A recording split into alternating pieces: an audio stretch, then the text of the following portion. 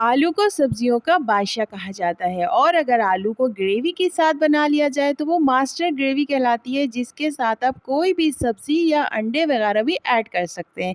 तो आज मैं आपसे इसी तरह की रेसिपी शेयर करने वाली हूँ और आपके तमाम मसाइल का हल आपको देने वाली हूँ। तो बिस्मिल्लाहिर्रहमानिर्रहीम, अस्सलाम वालेकुम माय व्यूअर्स। उम्मीद है कि आप सब खैरियत से होंगे। अल्लाह ताला बरकत दे आपके खानों में और आपके दस्तरखान को हमेशा हरा भरा रखे। जी जनाब, तो आलू का शोरबे वाला सालन बाज़ औक़ात हम बनाते तो हैं, लेकिन ग्रेवी कभी बहुत ज़्यादा मोटी हो जाती है और कभी बहुत ज़्यादा पतली हो जाती है। तो आज जिस तरीके से मैं आपको सिखाऊंगी, आप उसी तरीके से फॉलो करेंगे तो आपकी ग्रेवी हर बार अच्छी बनेगी।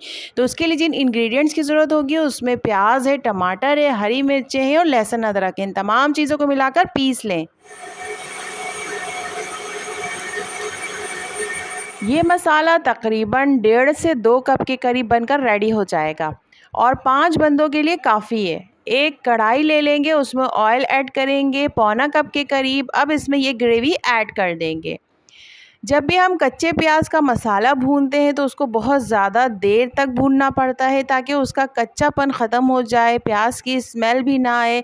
अक्सर ऐसा होता है कि मेरी प्यारी प्यारी बहनें बनाती तो हैं शोरबे वाला सालन, लेकिन उसको अच्छी तरह भूनती नहीं है और जब आप कच्चे प्याज को भूनेंगे नहीं तो उसमें स्मेल रह जाएगी। तो इसको भूनने में काफ़ी टाइम देना है। अब इसमें कुछ मसाले ऐड करेंगे, जिसमें हल्दी पाउडर है, पिसी हुई लाल मिर्चों का पाउडर और नमक। ये तमाम चीज़ें ऐड करके स्पून से दोबारा से मिक्स करेंगे। मीडियम आंच पर आप इस मसाले को भूनते जाएंगे। उस वक्त तक भूनेंगे जब तक कि ऑयल ऊपर ना आ जाए और मसाला पैन ना छोड़ने लग जाए। ये देखें, ऑयल ऊपर आ चुका है, इसका मतलब है मसाला अच्छी तरह से भुन चुका है। अब इसमें आलू शामिल कर लेंगे, जो कि आधा किलो के करीब मैंने शामिल किया है। आलूओं को शामिल करके दोबारा से आप मसाले को भूनेंगे और इसमें पानी का शामिल कर देंगे। 2 से ढाई गिलास पानी ऐड करेंगे और फिर तमाम चीज़ों को मिक्स करके आप बॉयल आने दें और फिर कवर करके हल्की आंच पर पकने के लिए छोड़ दें। उस वक्त तक पकने के लिए छोड़ दें जब तक आलू अच्छी तरह गल जाए। अब इसमें पिसी हुई काली मिर्चों का पाउडर और ज़ीरा पाउडर शामिल कर लेंगे और मसाले को अच्छी तरह से आप बॉयल आने दें। और अगर इस पोजीशन में आपको मज़ीद पानी ऐड करना है तो आप पानी ऐड कर सकते हैं, और अगर आप इसमें अंडे वगैरह बॉयल करके या फ्राई करके ऐड करना चाहें तो भी आप शामिल कर सकते हैं।